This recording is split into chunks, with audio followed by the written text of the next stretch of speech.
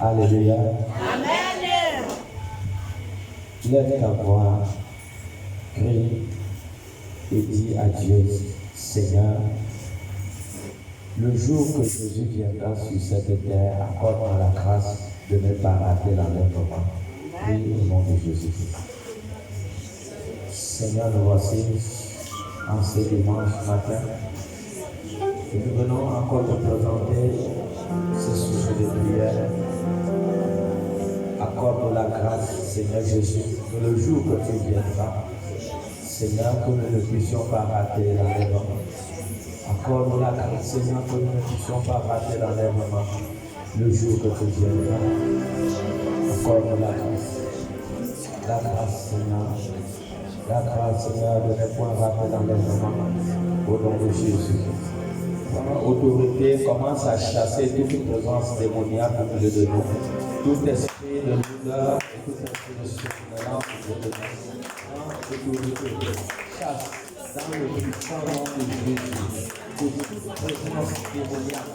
Que tout esprit de décoration et de distraction soit chassé au milieu de nous au nom de Jésus. Et que la souveraineté de Dieu soit établie dans ce lieu ce matin. Que la souveraineté de Jésus soit établie dans ce lieu. Nous chassons au nom de Jésus tout esprit de déconnexion, tout esprit satanique soit chassé dans le nom de Jésus. Soit chassé dans le nom de Jésus. Soit chassé dans le nom de Jésus. Merci Adonai. Merci Jésus pour ton amour. Merci Saint-Esprit. Alors pendant que nous sommes debout, nous allons profiter à lire la parole de Dieu dans le livre de Genèse. Genèse chapitre 2. Prends ta Bible. Genèse chapitre 2. Tu vas lire le verset 15. Genèse, est-ce que tout le monde a la page? Genèse, c'est le premier livre de la Bible. Genèse chapitre 2, le verset 15. Lisons la parole de Dieu dans Genèse chapitre 2, le verset 15. L'Éternel Dieu prit l'homme. L'Éternel Dieu prit l'homme. Et le plaça dans le jardin d'Éden. Il le plaça dans le jardin d'Éden. Pour le cultiver. Pour le cultiver. Et pour le garder. Et pour le garder. Assez bon. Nous avons pour thème ce matin la gérance. Le thème de ce matin, c'est la gérance. La gérance. C'est le thème de ce matin. Oh Elohim, accorde-nous la grâce d'être connecté à ta parole. Nous parlons sur la gérance ce matin. Si vous remarquez bien, Dieu a donné un beau jardin. Dieu a donné un beau jardin à Adam et Ève. Et la Bible dit que Dieu les établit dans ce jardin pour qu'ils puissent le gérer.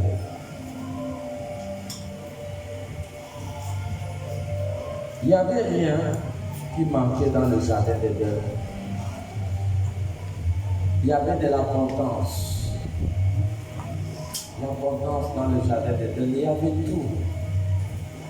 Dieu a donné à l'homme la responsabilité. Dieu a responsabilisé l'homme. Dieu ne voulait pas le laisser comme ça. Et voilà pourquoi Dieu a donné à l'homme la responsabilité de gérer le jardin. Dieu était aussi content de voir comment l'homme qu'il avait créé pouvait gérer les choses. Et nous pouvons comprendre à partir de là que quand Dieu a créé l'homme, la première chose que Dieu a donnée à l'homme, c'est la gérance. La première chose que Dieu a donnée à l'homme de faire, c'est la gérance. Et malheureusement, nous voyons que ce beau jardin qui a été donné à Adam et Ève, Adam et Ève ont mal géré le jardin. Ils ont mal géré le jardin. Et qu'est-ce qui s'est passé? Adam et Ève ont perdu le jardin d'Éden. Ils ont perdu le jardin d'Éden. Pourquoi? Parce que ils ont mal géré le jardin d'Éden. Est-ce que nous voyons que Dieu peut nous donner des choses précieuses? Dieu peut faire de nous une grande personne, mais si ce que Dieu nous a donné, nous le gérons mal, si ce que Dieu nous a confié, nous le gérons mal, nous allons toujours finir par perdre tout ce que nous gérons mal. Tout ce que tu gères mal dans ta vie, tu dois savoir que tu vas le perdre. Tu vas le perdre. Dieu a fait de toi un gérant. Et voilà pourquoi tout ce que tu es, tout ce que tu as, où tu te trouves, ce que tu fais, tu dois comprendre que c'est ta responsabilité de bien gérer tout ce que Dieu a mis sous ton contrôle. Tout ce que Dieu a soumis sous ton contrôle, tu dois bien le gérer. Tout ce que tu ne gères pas bien va finir toujours par partir. Tu vas finir par le perdre. Et c'est ça, le danger. Si tu es dans un mauvais chemin, tu ne pourras rien obtenir dans la vie. Si tu es un mauvais gérant, toutes les opportunités, tout ce que Dieu pourra te confier, tout ce que tu pourras avoir, tu finiras par le perdre. Pourquoi? Parce que ce que Dieu te donne, tu le gères mal. Adam avait la possibilité de vivre dans un jardin éternellement. Mais qu'est-ce qui s'est passé? Adam a mal géré le jardin. Non seulement que Adam a perdu sa vie. Vous savez, quand Dieu va dire à Adam, le jour que tu mangeras l'arbre de la connaissance du bien et du mal, ce jour, tu mourras. Vous voyez, la plus grande mort est cette mort spirituelle, parce que lorsqu'Adam a mangé le fruit que Dieu avait défendu, Adam a continué à vivre. Mais le jour qu'Adam a mangé le fruit, c'est ce jour qu'Adam est mort. Et le plus grand danger, c'est la mort spirituelle. Non seulement qu'Adam a perdu le jardin, et Adam était mort spirituellement. Pourquoi? Parce qu'il a mal géré ce que Dieu l'avait confié. Qu'est-ce que Dieu t'a confié aujourd'hui que pour toi ça n'a pas de sens? Tout ce qui est grand a toujours commencé petit. Tout ce qui est grand commence toujours petit. Où tu es là, tu n'as pas commencé grand, tu as commencé petit. Petit dans le ventre de ta mère. Aujourd'hui, tu es une grande personne. Tout ce que tu gères mal, tu ne pourras jamais progresser dans la vie tant que tu es un mauvais gérant. Tu ne progresseras pas tant que tu gères les choses mal. 2 Rois chapitre 4, le verset 1. Tant que tu gères les choses mal, les petites choses que Dieu te donne, tu n'arrives pas à gérer ça. Tant que tu gères mal les choses, tu n'aboutiras nulle part. C'est ça le danger. Tout ce que Dieu a mis sous ton contrôle, tu dois comprendre que tu dois bien les gérer. Tu dois bien les gérer, tout ce que Dieu t'a donné. Tout ce qui est à ton contrôle, tu dois bien le gérer.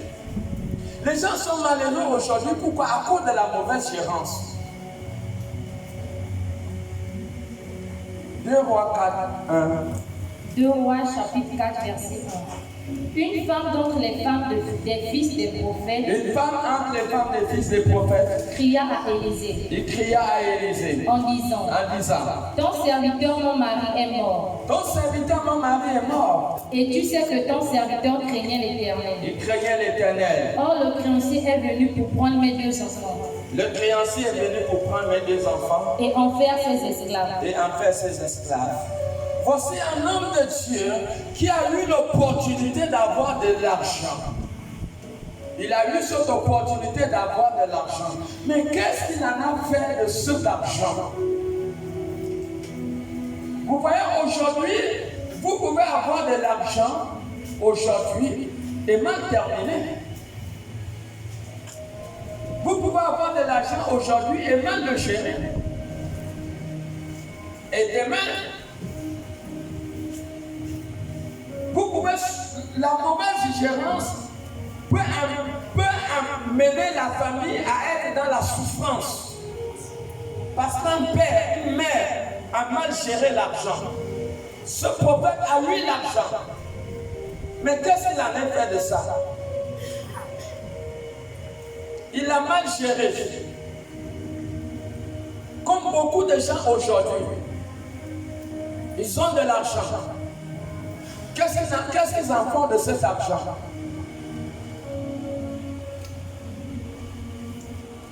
Beaucoup ne pensent pas qu'ils ont une famille, qu'ils ont une responsabilité. Ils ne pensent pas qu'ils ont un avenir.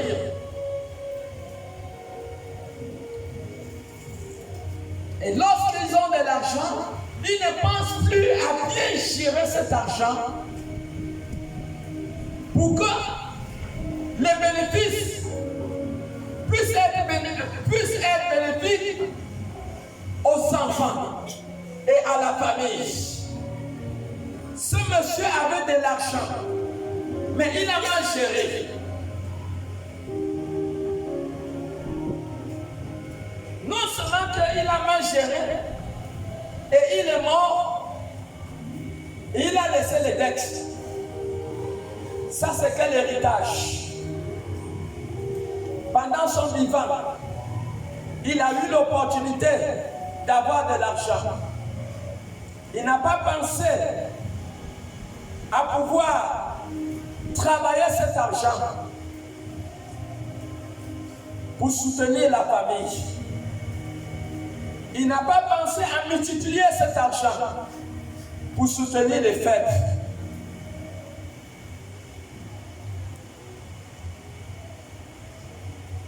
Alors il est arrivé qu'il est mort. Il est mort. Dans quelles conditions il a laissé la famille? La personne qui était allée emprunter l'argent est venue pour dire que vraiment mes condoléances, je sais que ton mari est mort, mais il n'a pas remboursé mon argent. Mais je vais te faire, toi et tes enfants, des esclaves si je n'ai pas mon argent. Et cette femme veut se trouver dans les grandes difficultés. Pourquoi? Parce qu'un père a eu l'argent, il n'a rien fait. Combien des enfants aujourd'hui sont dans la souffrance? Est-ce qu'ils avaient un père qui n'avait pas d'argent? Si le papa avait de l'argent. Mais qu'est-ce qu'ils en ont fait? Beaucoup aujourd'hui ont de l'argent et ils sont dans des ambiances. Beaucoup aujourd'hui, ils ne pensent pas qu'ils ont une famille. Ils ne pensent pas qu'ils auront un défi demain. Nous avons une de nos sœurs ici.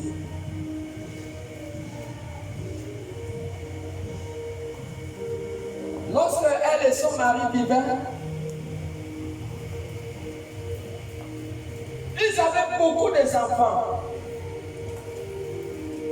Beaucoup d'enfants. Le mari travaillait à l'ancien port.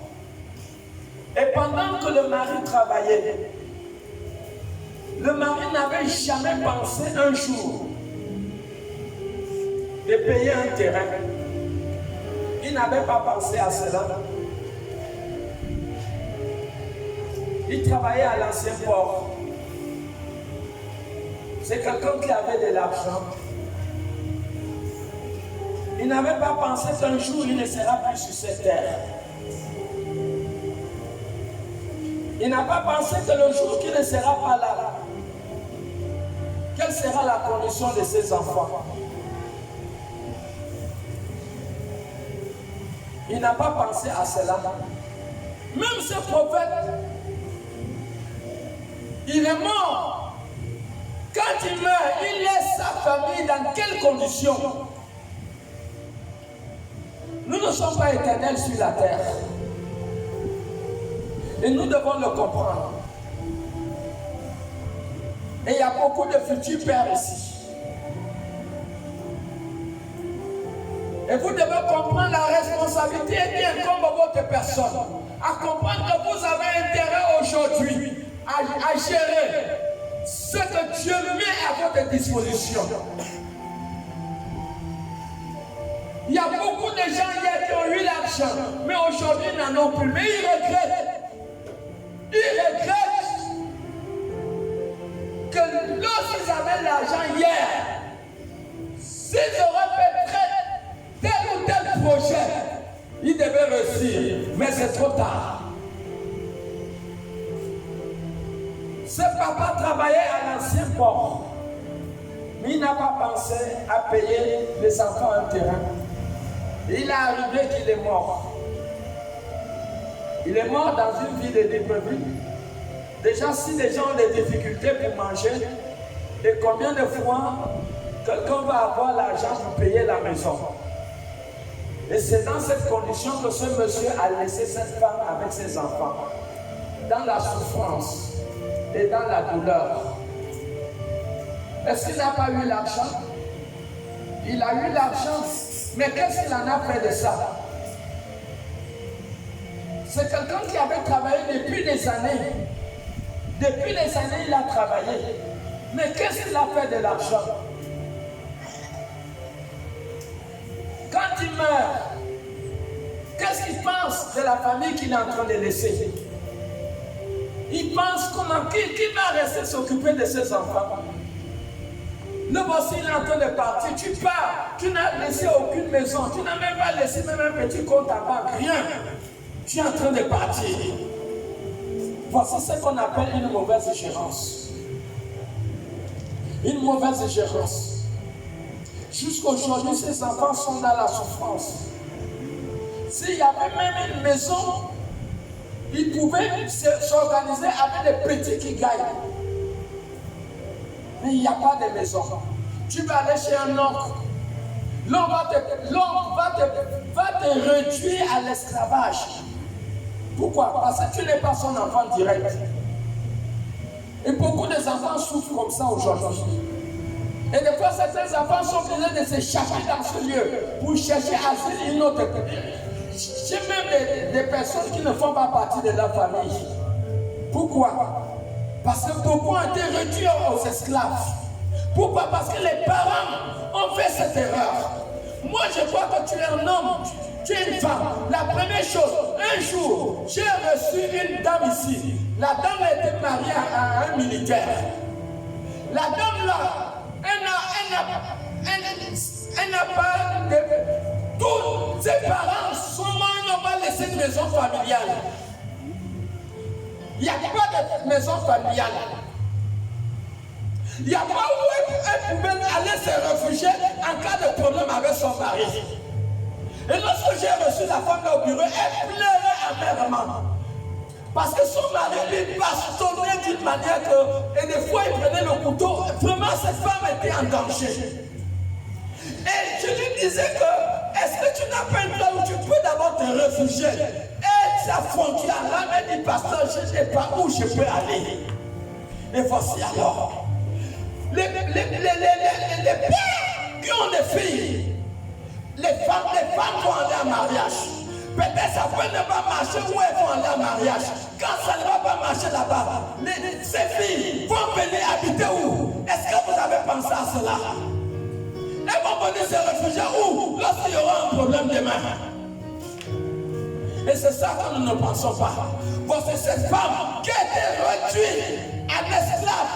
Son mari sort avec les femmes dehors. Mais il maltraite la fille au point que quand tu vois cette fille, quand elle t'explique son problème avec les larmes aux yeux, elle a voici une mauvaise gérance des pères.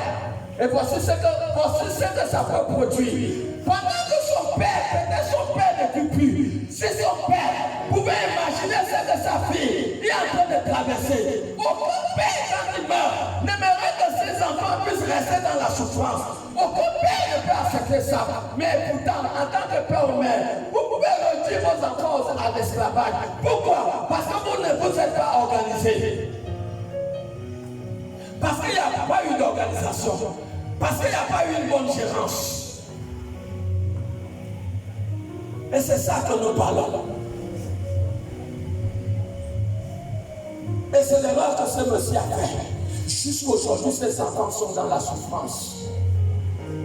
Et cette souffrance, c'est dû à quoi? À cause de leur père. Quelqu'un qui travaillait à l'ancien port. Il travaillait, il avait de l'argent. Et vous êtes jeune père aujourd'hui. Et vous devez comprendre ce chose. Vous êtes jeune mère aujourd'hui. Vous devez comprendre que Dieu ne vous a pas laissé sans quelque chose. Toute personne a eu une opportunité dans la vie. Toute personne a eu une porte qui a été ouverte dans sa vie.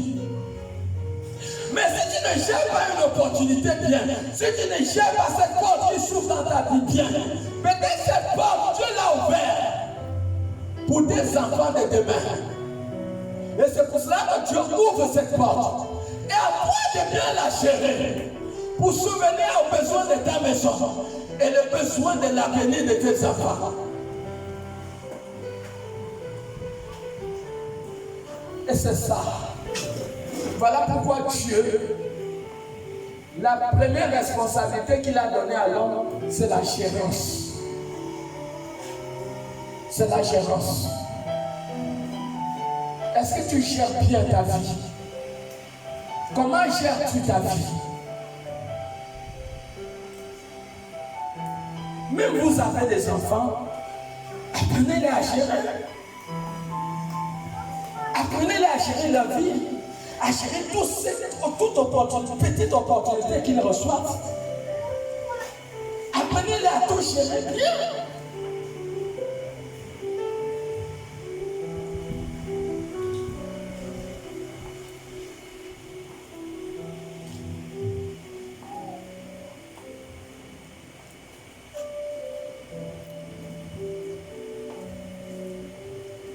Matthieu 25,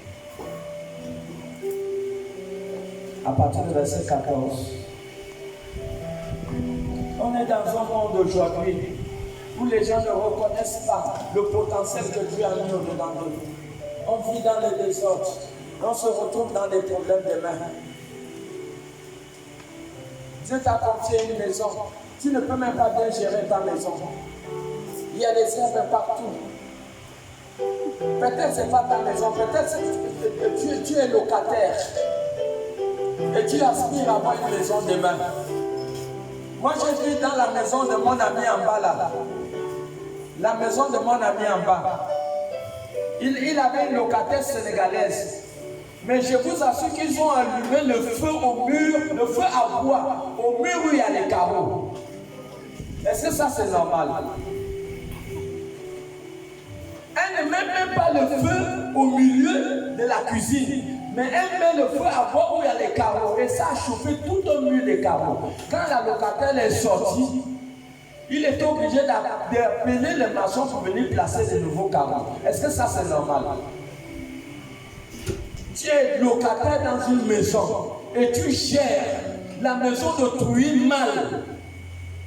Tu gères la maison d'autrui mal et tu penses demain que Dieu va te donner une maison qui est à toi. Lis d'abord Luc 16 et tu penses que Dieu va te donner une maison qui est à toi. Tu gères la maison d'autrui mal. Il y a un moment là, j'avais un locataire ici là. Mais l'enfant de ce locataire là, l'enfant a pris le marqueur. Il a une nouvelle peinture qu'on venait de mettre. Il a mis les crayons partout dans toute la chambre. Est-ce que ça c'est normal? Même si vous êtes propriétaire, vous voyez on fait ça à votre maison, est-ce que vous serez content? Mais vous ne pouvez, si vous gérez ce qui est autrui mal, comment pensez-vous que Dieu va vous donner ce qui est à vous?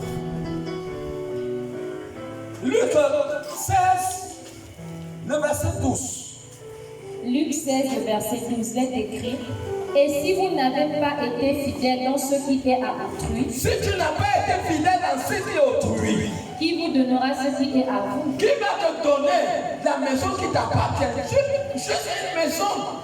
Tu es là, j'ai vu les locataires, la fois dernière, j'ai appelé un locataire ici. Je suis allé dans la douche. J'ai trouvé les asticots dans la douche. Je me demande, est-ce que ça, ce sont des êtres humains ou bien ce sont des animaux? Comment vous habitez dans une maison, dans une chambre où il y a la douche? Maman, je te dis que moi-même, je suis allé nettoyer la toilette, les asticots. Voilà la condition qu'ils ont laissée dans la maison. Et ils se lavaient dans cette douche. Le Saint-Esprit est témoin de ce que je dis. Les asticots. Mais attends, tu fais ça dans la maison de toi. Ça, c'est quelle saleté? Il y a des gens qui sont sales. Bien ça, tu arrives dans la maison, ils sont sales.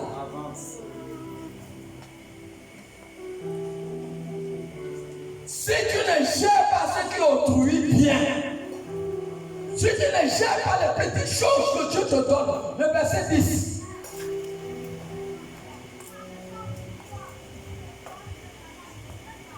Luc 16, verset 10. Celui qui est fidèle dans les moindres choses. Quand tu es fidèle dans les petites choses que Dieu te donne, l'est aussi dans les grandes. Dieu va te donner ce qui est grand. Et celui qui est injuste dans les moindres choses, si tu es injuste dans les petites choses que Dieu te donne, l'est aussi dans les grandes. Tu ne pourras jamais avoir de grandes choses. Et c'est ça la vérité. Gérer tout ce que Dieu te donne. Gérer. Tu ne peux pas aspirer à avoir un restaurant, mais tu travailles dans le restaurant de ta patronne et tu es en train de voler l'argent. Tu voles l'argent et tu penses que demain Dieu va te donner un restaurant qui est à toi. Voilà.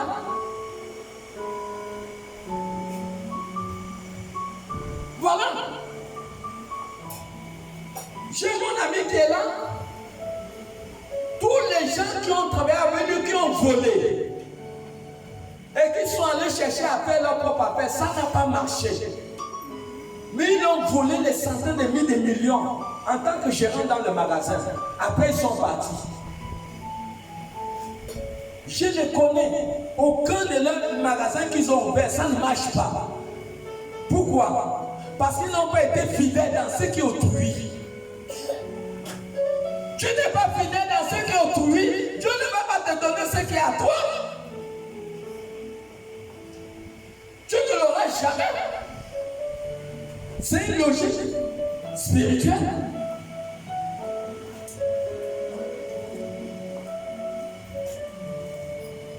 Et voilà pourquoi, comprenons que nous devons bien gérer. Apprenez les enfants à être ordonnés. Apprenez les enfants à mettre les choses en ordre dans la maison. Apprenez-les à être dans la propreté. À nettoyer tout autour de la maison. À ne pas rester dans la saleté. C'est ça la gérance.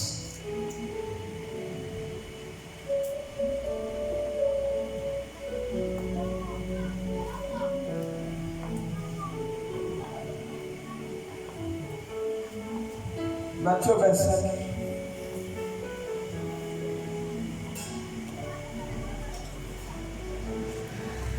Matthieu 25, le verset 14. Il en sera comme d'un homme qui, partant pour un voyage, appela ses serviteurs et leur remit ses biens. Il donna 5 talents à l'un. Il a donné 5 talents à un. 2 à l'autre. 2 à l'autre. Et 1 au troisième. Et 1 au troisième. À chacun selon sa capacité. Chacun selon sa capacité. Et il partit. Et il partit. Aussitôt, celui qui avait reçu les 5 talents s'en alla, les fit valoir et il gagna 5 autres talents. De même, celui qui avait reçu les 2 talents en gagna 2 autres. Celui qui n'en avait reçu qu'un alla faire un creux dans la terre et cacha l'argent de son maître. Longtemps après, le maître de ses serviteurs revint et leur fit rendre compte. Celui qui avait reçu les 5 talents s'approcha Il s'approcha, en apportant 5 autres talents. il a produit 5 autres talents. Et il dit, Il dit, Seigneur, Seigneur, tu m'as remis 5 talents. tu m'as remis 5 talents. Voici, j'en ai gagné 5 autres. J'en ai gagné 5 autres. Son maître lui dit, Son maître lui dit, c'est bien, c'est bien. bon et fidèle serviteur. Bon et fidèle serviteur. Tu as été fidèle en peu de choses. Je te confierai beaucoup. Vous voyez, il entre maintenant dans le beaucoup. Oui. Entre dans la joie de ton maître. Entre dans la joie de ton maître. Celui qui avait reçu les 2 talents s'approcha aussi. Il avait reçu pas beaucoup, 2 seulement. Et il dit, Et il dit, Seigneur, Seigneur, tu m'avais remis 2 talents. tu m'avais remis 2 talents. Voici, j'en ai gagné 2 autres. J'en ai gagné 2 autres. Son maître lui dit, Son maître lui dit, c'est bien, c'est bien. bon et fidèle serviteur. Basé au verset 29 et le verset 30. Au verset 29, car on donnera à celui qui a, À celui qui a, et il sera dans l'abondance. reviens un peu où celui qui a reçu un talent, quand le maître l'a dit oui. Celui qui n'avait reçu qu'un talent s'approcha ensuite. Oui. Et il Il dit, dit, Seigneur, Seigneur, je savais que tu étais un homme tu dur, es un homme Dieu. qui moissonne où tu n'as pas semé, Oui. et qui amasse où tu n'as pas vanné. J'ai eu peur, et je suis allé cacher ton talent dans la terre. Voilà. Voici, Voici. prends ce qui est à toi. Mhm. Son maître lui répondit, Oui. serviteur méchant et paresseux. On le traite d'un serviteur méchant et paresseux. Tu savais que je moissonne où je n'ai pas semé, et que j'amasse où je n'ai pas vanné.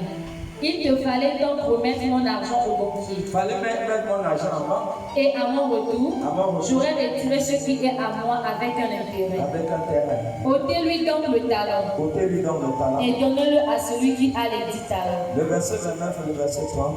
Car on donnera à celui qui a, et il sera dans Il l'abondance. sera dans l'abondance. Mais à celui qui n'a pas, Celui qui n'a pas, on ôtera même ce qu'il a. voilà. Et le serviteur inutile, jetez-le dans les ténèbres dehors. Amen. C'est bon, avec toi. Voilà, il avait. Le maître l'a donné 5 talents. Le maître l'a donné 5 talents. 5 talents peut être défini aussi comme on peut dire quelqu'un qui te donne 50 000. Tu as reçu 50 000. Le but du maître est que tu puisses multiplier cet argent. C'est ça la volonté de Dieu. Nous avons été appelés comme gérants. Celui qui avait reçu 5 talents a multiplié. Il a multiplié le talent qu'il a reçu. Il a produit 5 autres talents. Celui qui avait reçu 2 talents, il a multiplié. Il a multiplié ces 2 talents.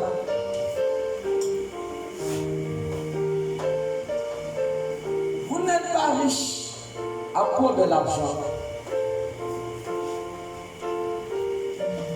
Vous êtes riche, premièrement, sur la base de ce que vous avez fait avec l'argent que Dieu a mis sur votre main. L'argent que Dieu a mis sur votre main, qu'est-ce que vous en avez fait? C'est ce qu'on appelle la richesse. Est-ce que l'argent que vous avez reçu, est-ce que vous avez multiplié cet argent? Est-ce que vous l'avez multiplié? Dieu nous a fait de nous des gérants. Dieu a fait de nous des gérants. La vie n'est pas pour la consommer. On ne consomme pas, on multiplie. On gère. Ce que tu as reçu, tu dois le gérer. Tu dois le multiplier. Voici 2 catégories de personnes. Ceux qui ont multiplié, ceux qu'ils ont reçus, Et celui qui n'a pas multiplié ce qu'il a reçu. Vous voyez? Celui qui n'a pas multiplié a été considéré comme un mauvais gérant. Tant que vous travaillez, vous avez un salaire. Et vous ne comprenez pas que vous devez multiplier ce que vous recevez. Si vous le consommez d'année en année, vous êtes considéré comme un mauvais gérant. Si vous avez eu l'argent et que vous n'avez rien fait avec l'argent que vous avez reçu, vous êtes un mauvais gérant. Celui qui avait reçu un talent, qu'est-ce qu'il en a fait avec l'argent qu'il a reçu? Il a fait quoi?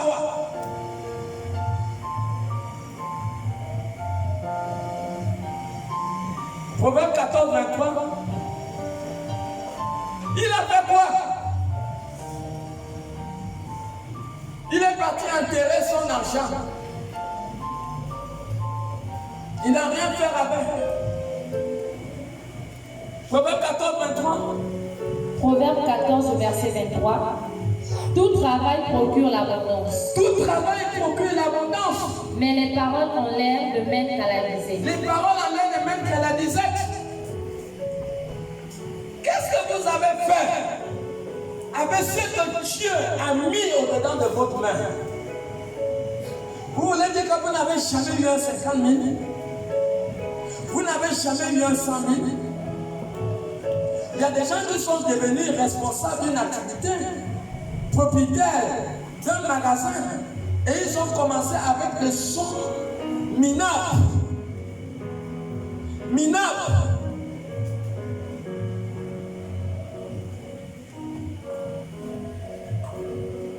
Celui qui n'avait pas multiplié, le Seigneur l'a considéré comme un mauvais gérant. Un mauvais gérant. Tu es mauvais gérant. Quand tu reçois ton salaire, tu manges. Tu reçois ton salaire, tu manges.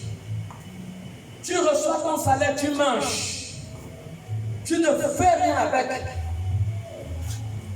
Ça finit que dans les problèmes. Donc ton argent là, c'est seulement fait pour les problèmes. Hein? Tu gagnes l'argent, tout l'argent là finit que dans les dettes et dans les problèmes. Tu es considéré comme un mauvais gérant. Parce que ce que Dieu te donne, tu dois le gérer. C'est pas, il n'a pas dit le consommer. Ce que Dieu te donne, il n'a pas parlé de la consommation, il a dit le gérer, le multiplier. Il faut le multiplier. À partir de là, le ciel te confère une puissance, une grâce et la faveur. Parce que Jésus a dû considérer ces personnes comme bons serviteurs, bons gérants.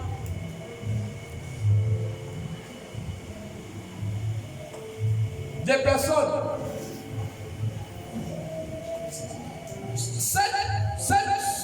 Ce monsieur qui a reçu un talent, il a fait quoi?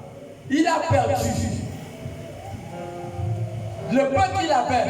Quand tu gères mal, si tu gères mal l'argent va te fuir. Est-ce que celui qui a reçu un talent n'avait pas reçu l'argent? Si. Mais qu'est-ce qui s'est passé? L'argent qu'il a reçu a fini par le fuir. Vous voyez? Ça fuit. Et c'est comme ça qu'on trouve aujourd'hui beaucoup de gens qui sont pauvres. Bon, attends.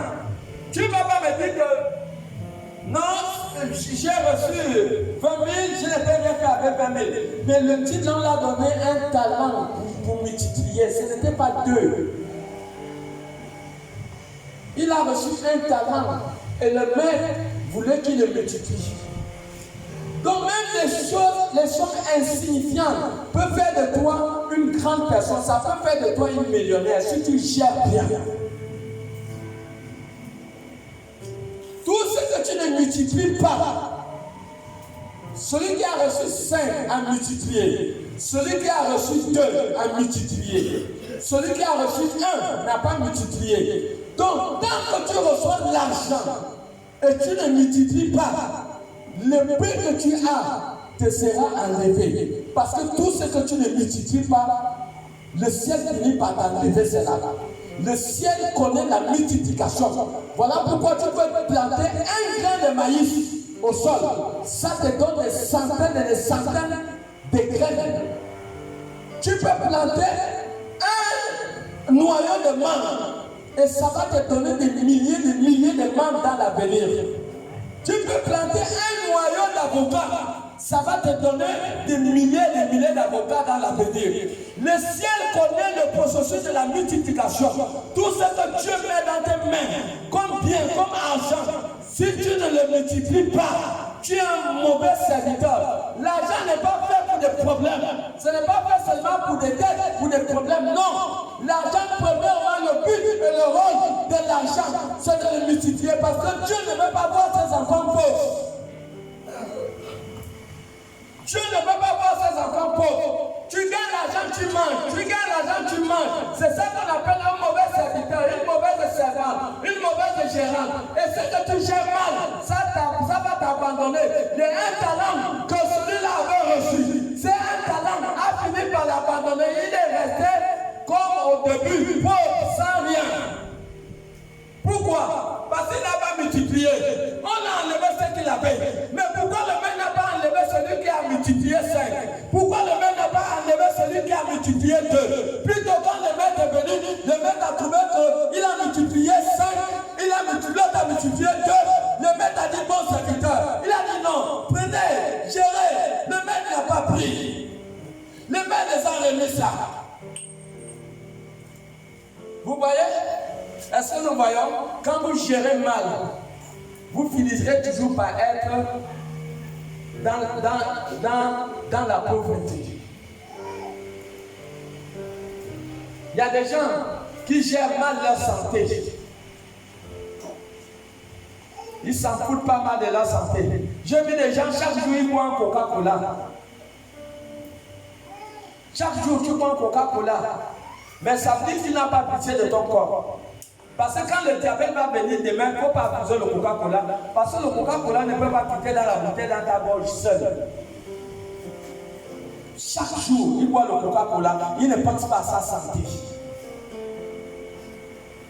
Des gens qui ne gèrent pas leur santé. J'ai vu des personnes qui fument. Ils fument toutes sortes de cigarettes, même à la drogue. Mais vous pensez que le ciel peut donner la santé à ce genre de personnes? Vous avez vu quelqu'un, une voiture d'essence, il va aller mettre le gazon dedans? Ta voiture essence. Mais quand tu vas à la station, si le pompiste met le gazon, c'est fini, tu as tué le moteur. C'est la même chose. Quand les gens fument, ils tuent leur santé. Chaque rein a 18 000 veines. Les grosses et les petites veines. Et chaque homme a 2 reins. Donc dans les 2 reins, il y a une affaire de 32 000 veines. Mais quand quelqu'un fume, tu commences à fermer les vaisseaux, les petites veines là. Ça commence à détruire les reins, ça détruit la santé. Combien de personnes aujourd'hui, ils boivent? Un jour, j'étais allé prier à l'hôpital général pour les malades. Et je suis entré dans une chambre où un monsieur, pitié pour le monsieur là. Il avait un appareil ici à la gorge.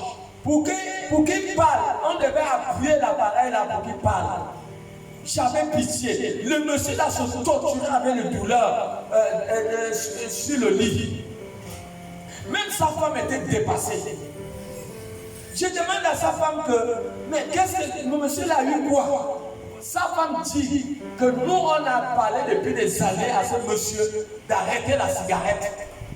Mais il n'a pas voulu. Il continue à fumer. Donc la cigarette a brûlé la gorge. Ça a brûlé, il y a des trucs là à la gorge. Et ceux qui font parler là. La cigarette a brûlé ça. Donc on l'a opéré à la gorge. On a mis un appareil. Donc ça veut dire pour qu'il parle, on doit appuyer l'appareil là. Voilà quelqu'un qui ne mérite pas la santé. Ce sont des gens qui ne méritent pas la santé. Ils mettent l'alcool dans le vin, le caille-caille. Il y a un monsieur la fois de nom partant l'évangélisation. Tu le regardes, il est pâle, il n'a même plus le sang. Mais il est assis dans un bar. Je l'appelle le monsieur. Je dis attention, tu es en train de courir vers la mort. Tu dois arrêter, c'est plus bon pour toi. Quand tu es spirituel, quand tu regardes ce monsieur, tu sens que ce monsieur est en train de mourir. Et j'ai pris la peine d'aviser à ce monsieur. Mais il me dit, il ne peut pas. Je dis, tu ne peux pas. Attends, le secret t'attend. Comme tu ne peux pas, mais la terre là, elle va te prendre si tu continues à t'amuser. Est-ce que nous voyons? Tu ne gères pas bien ta santé. Tu vas la perdre. Il y a des gens qui sont dans les hôpitaux qui ont fait 6 mois. Il y a des gens qui habitent maintenant à l'hôpital en tant que malade. On n'a pas fait l'hôpital pour aller habiter. L'hôpital n'est pas fait pour habiter. Mais pourtant, aujourd'hui, il y a des gens qui habitent même à l'hôpital à cause de leur santé. Pourquoi? Où est partie la santé? Allez-y à la pharmacie des forestiers. Vous verrez, la pharmacie est pleine avec beaucoup de personnes qui sont malades. La plupart de ces personnes, ce sont des personnes qui n'ont pas bien géré leur santé. Tu ne gères pas ta santé. Tu mets ta vie comme tu le veux. Tu prends ton corps, tu le livres aux prostituées et aux prostituées. Et tu mets ta vie comme tu veux. Comment penses-tu avoir la bonne santé? Tout ce que tu gères mal va finir par t'abandonner. Et c'est ça la réalité. Tout ce que tu gères mal ta santé, la santé va finir par t'abandonner. Et c'est ça la réalité. C'est ça la vérité. Et voilà pourquoi Dieu nous a mis au-dedans de nous la capacité de gérer toutes choses. Gérer ce qu'il met au-dedans de notre main. Juge 19:1. Tout ce que Dieu a mis dans notre main, c'est pour que nous puissions bien les gérer. Tu puisses bien les gérer. Gère ce que Dieu a mis dans tes mains. Ne blague pas. Toute mauvaise gérance te disqualifie de la faveur et de la grâce de Dieu. Toute mauvaise gérance va enlever le peu que tu as. Quand tu gères mal la santé te sera enlevée. Tu gères mal ta maison te sera enlevée. Adam, on l'a donné à Adam le jardin de Dieu. Il a mal géré le jardin de Dieu. Il a fini par perdre le jardin de Dieu. Et c'est ce que nous parlons. Personne ne peut pas perdre ce que tu as entre les mains. Personne ne peut pas perdre ce que tu as souffert pendant 10 ans pour avoir, pendant 20 ans pour avoir. Personne ne voudrait le perdre. Personne ne veut perdre les fruits de ses efforts. Mais comprenons que si nous gérons mal, ce qui est pour nous important là, nous sera enlevé. Pourquoi? Parce que nous avons mal géré. Juge 19:1. Juge 19, le verset 1. Dans ce temps où il n'y avait point de roi en Israël, un Lévite qui séjournait à l'extrémité de la montagne d'Éphraïm prit pour sa concubine une femme de Bethléem de Juda. Sa concubine lui fit infidèle. Et elle le quitta pour aller dans la maison de son père. À Bethléem de Juda. Où elle resta l'espace de 4 mois. Oui, c'est bon. Vous voyez, cette femme, elle a été infidèle à son mari. Elle a été infidèle. Vous avez un petit ami, vous le gérez mal, vous allez le perdre. Tout ce que vous gérez mal, vous le perdez. Peut-être c'est quelqu'un qui va être sérieux avec toi ou sérieuse avec toi. Tu la gères mal, tu vas la perdre. Tu le gères mal, tu vas le perdre. Voilà cette femme. Elle a quitté son mari. Mais elle ne savait pas que c'était une erreur fatale. Vous allez lire tout Juge 19, c'est une histoire amère. Vous pouvez vous mettre à pleurer même en lisant ce passage de livre. Ce qui est arrivé à cette femme. On ne peut pas tout développer là-bas parce qu'à cause du temps. Mais elle a fait une erreur fatale. Elle a mal géré son foyer. Quand vous gérez mal le foyer, vous allez perdre le foyer.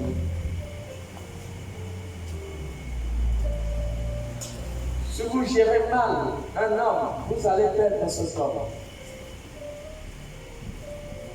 Vous gérez mal une femme, vous allez perdre cette femme. Parce que tout ce que vous gérez mal, vous devez être sûr que vous allez le perdre. C'est ça la logique spirituelle. Cette femme a commis une erreur abominable. Elle a été infidèle à son mari, c'est ce que les Écritures disent. Et elle est sortie de son foyer. Mais quand elle sortait, elle ne savait pas que c'était sa propre mort. Parce que cette femme, quand vous lisez la suite, elle a été violée et elle est morte. Et avec la colère du mari, le mari l'a découpée en 12 morceaux et l'a laissé chaque morceau dans chaque tribu d'Israël. Et ça a déclenché une sale guerre après. Et c'est ça le problème.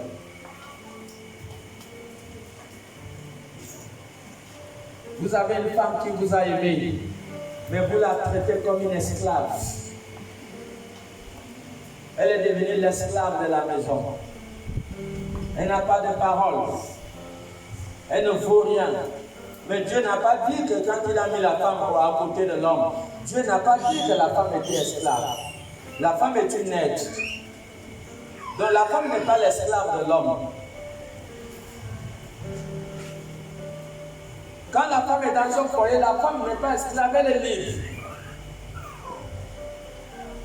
Elle est libre. Mais combien de hommes ont maltraité la femme? Combien? Et quand la femme les quitte, alors ils se mettent à pleurer. J'ai reçu 2 cas comme ça dans la semaine.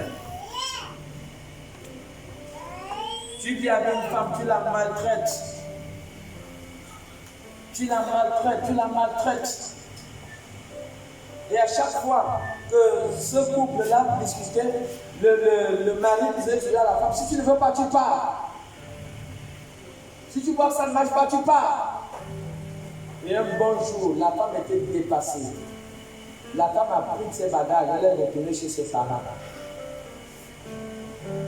Le mari est devenu tout malheureux aujourd'hui. Il est venu se plaindre là chez moi, ça fait 2 ou 3 jours au bureau.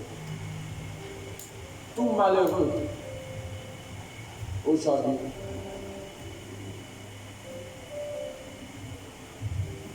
Jusqu'à ce que les parents de l'homme sont en train de vouloir dire qu'il faut que les gens la remboursent la dot.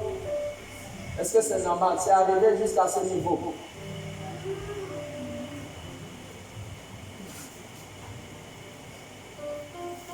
Et les parents aussi de la femme disent non, notre fille ne remonte plus là-bas. Voilà au niveau, l'erreur qu'un homme peut faire pour gérer mal sa femme. Prendre la femme pour une esclave. Elle n'a pas de parole.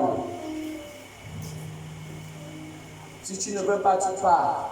Mais la femme a fini de partir. Tu te plains encore de quoi? Elle est partie, non? Tu as dit si tu ne veux pas, elle part. Elle est partie. Il y a des hommes qui ont pris leurs femmes pour des esclaves.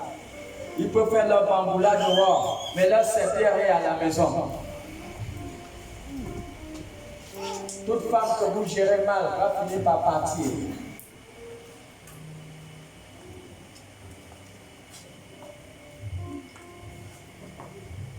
Et ça, c'est clair.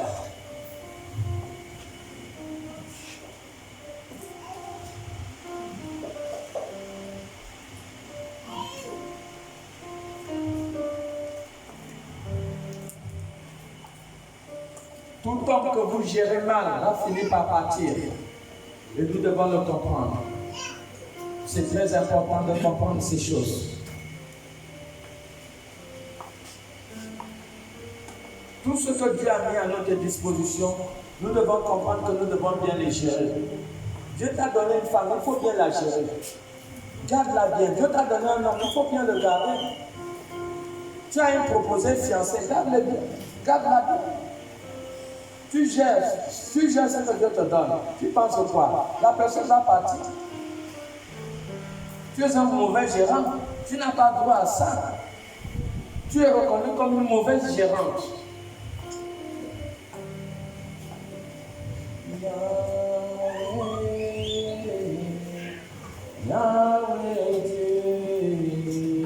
Yahweh,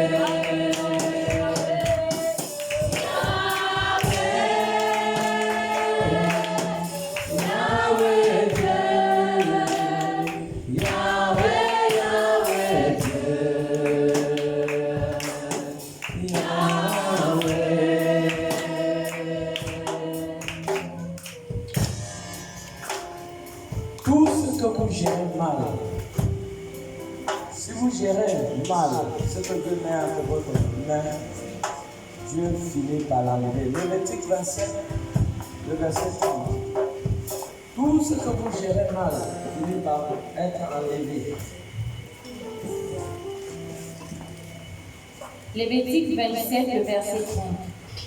Toute dîme de la terre, Toute dîme de la terre, sont des récoltes de la terre, sont des fruits des arbres appartiennent à l'Éternel.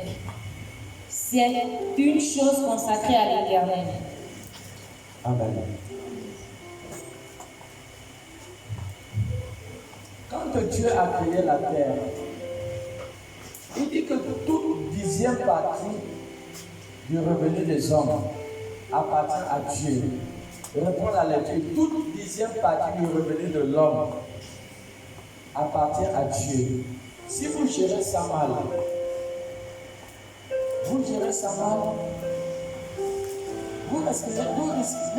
vous savez, Dieu a fait cela pour voir comment l'homme gère. Pour voir comment tu gères. Comment tu gères l'argent. C'est à partir de là que Dieu a vu si véritablement il y a des personnes qui le craignent. Est-ce qu'il y a des personnes qui le craignent? Comment ils gèrent l'argent que je mets au-dedans de leur main? La 10e partie de tous les revenus de la terre sont consacrés à l'Éternel. La 10e partie. Est-ce que quelqu'un comprend? Mes bien-aimés, écoutez bien. Vous savez pourquoi les gens meurent vite? Les gens meurent vite parce qu'ils ne contribuent pas à aider les autres. Somme 83, non. Somme 89, le verset 3. Attends d'avoir là, nous allons revenir dans les Lévitique. Somme 89, le verset 3 dit que la bonté a des fondements éternels. C'est ça, non? Somme 89, le verset 3. Quand s'élève ton nom grand et 2. L'Éternel est grand dans Sion. Il est élevé au-dessus. Somme 89, le verset 2 ou 3. Somme 89, le verset 2. Somme 89, Le verset 3. oui. Car je dis, la bonté a des fondements éternels. La bonté a des fondements éternels. Tu établis ta fidélité dans les cieux. Dieu établit sa fidélité dans les cieux. Regardez, si vous voulez vivre longtemps, vous devez comprendre que la puissance de la longévité est sur le partage. Si vous ne partagez pas, vous n'allez pas vivre longtemps. La bonté a des fondements éternels. La bonté fait partie des racines. Tout ce que Dieu a créé, il a créé pour que ça soit partagé. Il a créé pour que ça soit partagé. Vous-même regardez, l'homme avait reçu un talent, non? Il n'a pas multiplié, il n'y a pas eu de multiplication, il n'y a pas eu de partage. Il a été disqualifié. Vous voyez? Donc la bonté a des fondements éternels. Ça a des fondements éternels. Voilà pourquoi quand Dieu a créé la terre, Dieu a mis les ressources et les biens aux mains des hommes. Et Dieu a dit toute 10e partie des revenus des hommes appartient à Dieu. Et ce qui appartient à Dieu appartient à d'autres personnes. Tout ce que tu reçois dans la vie, la 10e partie appartient à une autre personne. Que ce soit des habits, voilà pourquoi il faut partager des habits. Vous avez beaucoup de chaussures, il faut partager les chaussures.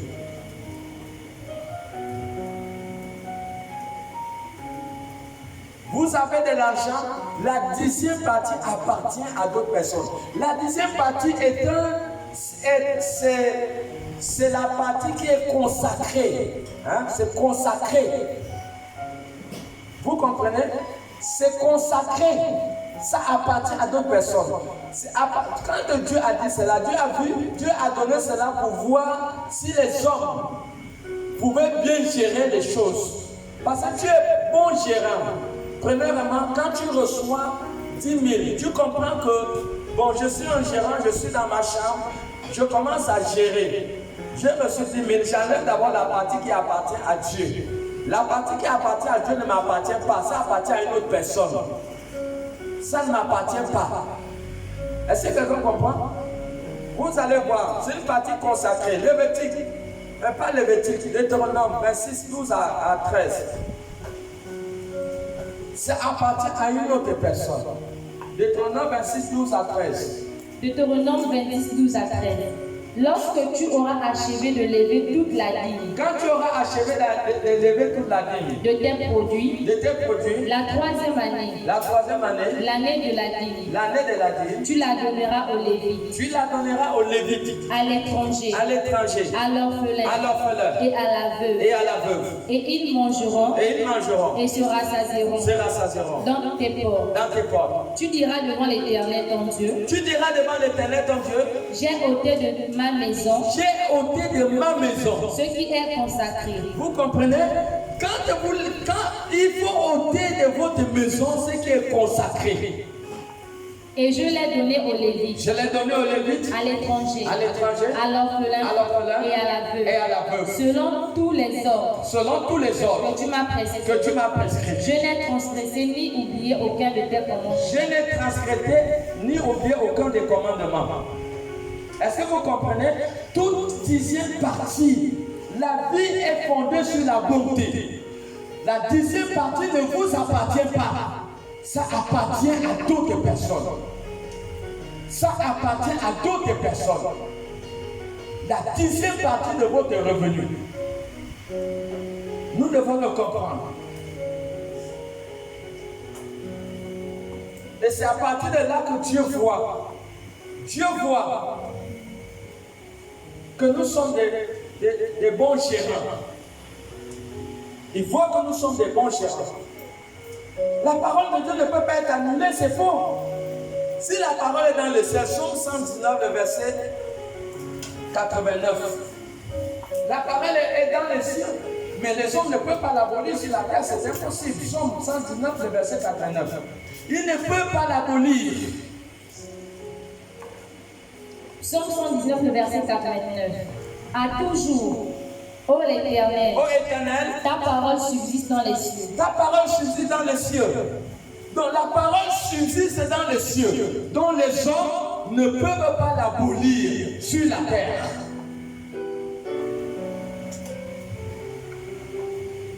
Alors, si vous gérez mal l'argent que Dieu vous a donné, vous mangez ce qui est à vous et vous mangez ce qui est consacré.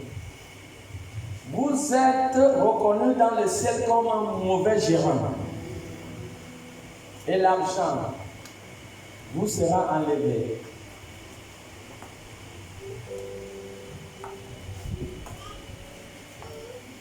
L'argent vous sera enlevé. Pourquoi? Parce que vous gérez mal l'argent. Regardez tous les milliardaires qui ne sont pas chrétiens. Ils ne sont pas chrétiens. Mais leur force, c'est sur l'aide. Hein? Leur force, c'est sur l'aide. Hein? Tous les grands milliardaires, allez vous renseigner. Ils prennent des sommes colossales. Déjà, vous avez vu les États-Unis, non? Depuis des années, ils aident le monde entier. C'est Trump qui vient de fermer on ne peut appeler ça comment? Cette agence, voilà. C'est ça, voilà pourquoi les États-Unis sont puissants. Ils ont aidé le monde entier pendant des années. Pendant des années, c'est ce qui fait que la force, la puissance. Voilà pourquoi personne ne peut s'amuser avec eux. Personne ne peut s'amuser avec l'Amérique. Déjà, l'Amérique soutient Israël. Personne ne tente de s'amuser avec l'Amérique. Personne. Vous avez vu la fois dernière de la Trump, pour une première fois, j'entends un président, le président le plus puissant du monde dire: je ne suis pas le plus grand. Il dit, il y a quelqu'un qui est plus grand que moi. Il dit, c'est Jésus-Christ. C'est la première fois que le monde entend un président américain dire qu'il y a quelqu'un qui est plus grand que lui. Il a fait sortir le nom de Jésus-Christ dans sa bouche. C'est ça, un bon gérant. Dieu a mis l'argent dans vos mains. Vous vous êtes appauvris en mangeant la partie consacrée et vous avez appauvri l'église. L'église ne peut pas atteindre les moins de petits détails, les objectifs. Tu manges. Maintenant, tu gagnes quoi? En mangeant la 10e partie de ton revenu. Tu gagnes quoi? C'est une désobéissance totale. Toute dîme de la terre appartient au ciel. Toute dîme de la terre, Dieu ne mange pas le riz viande. Dieu n'utilise pas le dollar. Toute dîme de la terre appartient. Et ce qui appartient à Dieu appartient à d'autres personnes. Et nous avons lu les catégories de personnes qui le méritent. Donc vous mangez votre dîme, vous devenez faible. La bonté a des fondements éternels. Quand tu es bon, tu comprends que je dois enlever une partie de mon revenu qui va servir à d'autres personnes. La dîme que tu donnes, ça peut aider à payer l'ordonnance à quelqu'un. Ça peut aider à payer un sac de riz à l'église. Où est le mal que tu donnes une 10e partie de ton revenu? Où est le péché en cela? Il n'y a aucun péché en cela. Et c'est ça la mauvaise gérance.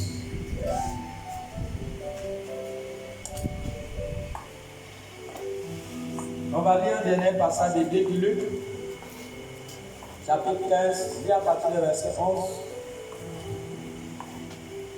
Luc 15 à partir du verset 11. Il dit encore, un homme avait 2 fils. Le plus jeune dit à son père, mon père, donne-moi la part de bien qui doit me revenir. Et le père leur partagea son bien. Peu de jours après, le plus jeune fils, ayant tout ramassé, partit pour un pays éloigné, où il dissipa son bien en vivant dans la débauche. Lorsqu'il eut tout dépensé, une grande famine survint dans ce pays. Une grande famine survint dans le pays. Et il commença à se trouver dans le besoin. Il a commencé à se trouver dans le besoin. Il alla se mettre au service d'un des habitants du pays. Oui. Qu'il envoya dans les champs garder les pourceaux. Il est parti garder les cochons. Il aurait bien voulu se rassasier des carouges. Il a voulu bien manger la nourriture de cochon. De manger les pourceaux. Ouais. Mais personne ne lui en donnait. Il n'a pas eu l'opportunité de manger la nourriture de cochon. Étant rentré en lui-même, c'est bon, tu peux t'arrêter. Là, il n'a pas eu l'opportunité de manger la nourriture de cochon. Regardez bien. Ce n'est pas un garçon qui était pauvre. Il a dit à son père, donne-moi la part de mon héritage. Combien des élèves ont reçu la bourse? Les 800 000, les 500 000. Mais c'est malheureux que tu as reçu 500 000 et après un moment tu viens. Tu peux me trouver 1000 francs là. Va donner 500 000 à une béninoise. Si dans 5 ans tu ne vois pas être fait sortir des millions. Mais je comprends que la pauvreté c'est psychologique, c'est dans la tête. Et je vous ai dit que quand vous avez l'argent, vous voyez que vous êtes attiré pour dépenser. Non, il y a des hommes, il y a un homme, écoutez bien, un homme, que je ne vais pas dire son nom. Il est parti prendre son salaire à une fin de mois. Il s'est arrêté à Rio. Pendant que la femme attend l'argent et le marché ici, il a commencé à boire. Appeler tout le monde, il est devenu papa gentil, l'argent gratte, l'argent est déjà là. Le pauvre, quand l'argent vient, l'argent le dérange. Il ne faut pas que l'argent entre mes mains. Quelque je peux aller payer. Oh papa, toi tu as soif, viens prendre la bière. Toi tu crois quoi? La Guinness, toi tu crois quoi? Moi c'est le bain rouge. Papa gentil, tout le monde, il a déjà l'argent. Ça c'est la mentalité de pauvre. Quand il a l'argent gratte dans ses mains, il faut qu'il dépense. La mentalité de pauvre. Et vous allez voir que la plupart de ces personnes, au milieu du mois, ils n'ont pas d'argent. Tu travailles pendant 30 jours. Et en moins d'une semaine, tu as dépensé tout l'argent que tu as travaillé pendant 30 jours. Ça veut dire qu'il y a une petite vis qui s'est déréglée dans ta tête. Amen. Acclamons pour Jésus. Une petite vis qui s'est déréglée. Tu as travaillé 30 jours. Il y a des gens même en 5 jours. Il a déjà tout dépensé. Donc tu vas finir tous les 3 semaines là. Pardon, est-ce que tu peux me donner le poulet avec le riz, je vais payer à la fin du mois. Les pauvres vivent toujours des emprunts. Et Deutéronome 29, 7 dit que tu n'emprunteras pas. Tu n'emprunteras pas. L'église ne doit pas emprunter, l'église doit prêter. L'église doit prêter. Vous n'avez pas appelé l'homme là? Je crois ce matin 18 à partir du verset 23. Non, c'est plutôt Proverbe 22, 7. Voilà. Hein? Il dit que quand tu empruntes, tu es l'esclave. Quand tu empruntes, tu es l'esclave de celui qui t'a prêté l'argent. Et c'est ça la mentalité des pauvres. Ils sont en train de prêter tout le temps, prêter de l'argent.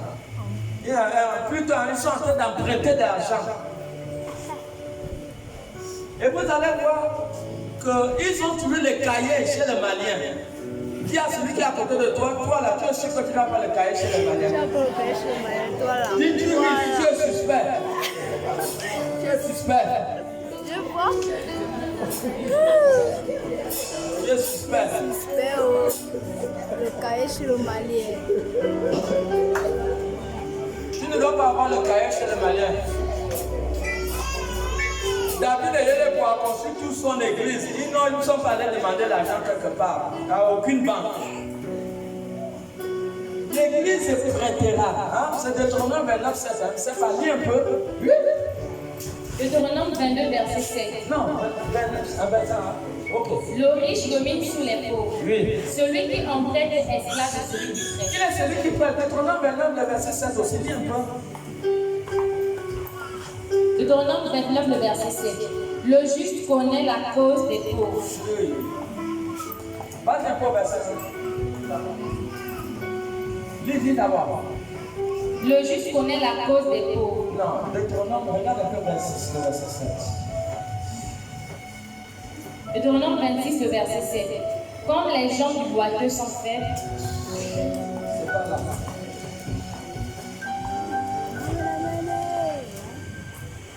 Amen. Deutéronome 29, verset 6, c'est pas là.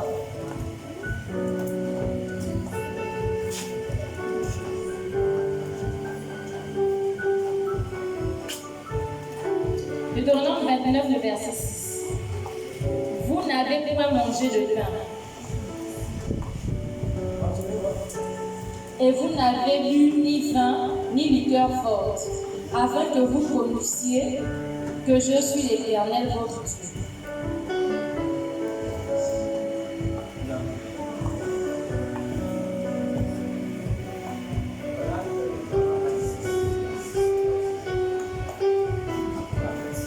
Amen, amen. Nous allons avancer. Amen. Amen. Tu as trouvé?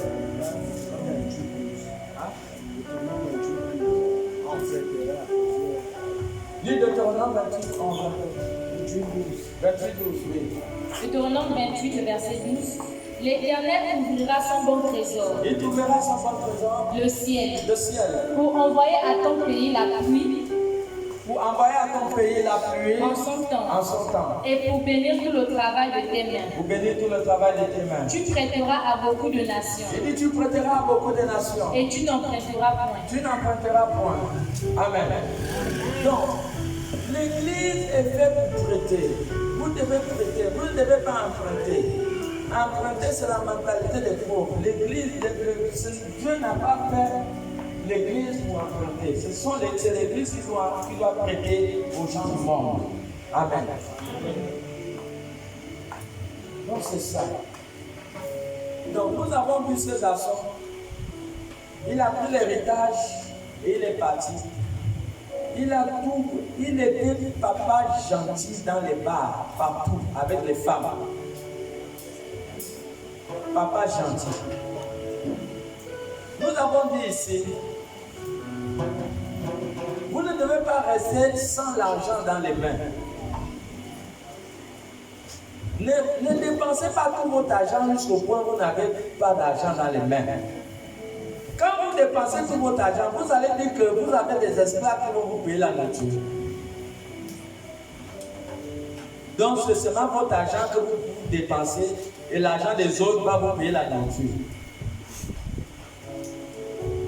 Hein? C'est ça la mentalité du pauvre. L'argent ne reste pas dans la main du pauvre. Quand il a l'argent, il faut qu'il dépense. Même celui qui avait reçu un talent, il a fait comment? Il est parti enterrer. Est-ce que quelqu'un est là? Il a fait comment? Il est parti vivre avec les prostituées. Il a tout dépensé. Pourquoi? Parce qu'il a mal géré ce qu'il a reçu du Père. Il a mal géré. Et le but du message de ce matin est que nous puissions bien gérer. Gérez bien vos enfants. Tout enfant qui est mal géré, vous allez le perdre.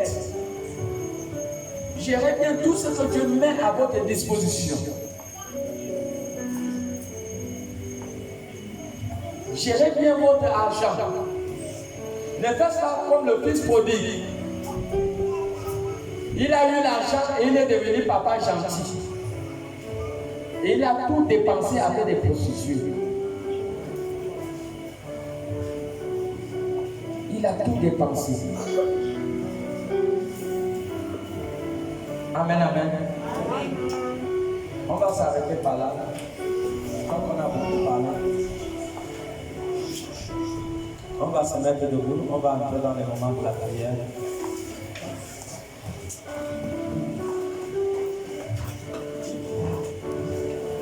Il faut bien gérer. Tout ce que Dieu met sur vos mains, vous devez bien les gérer.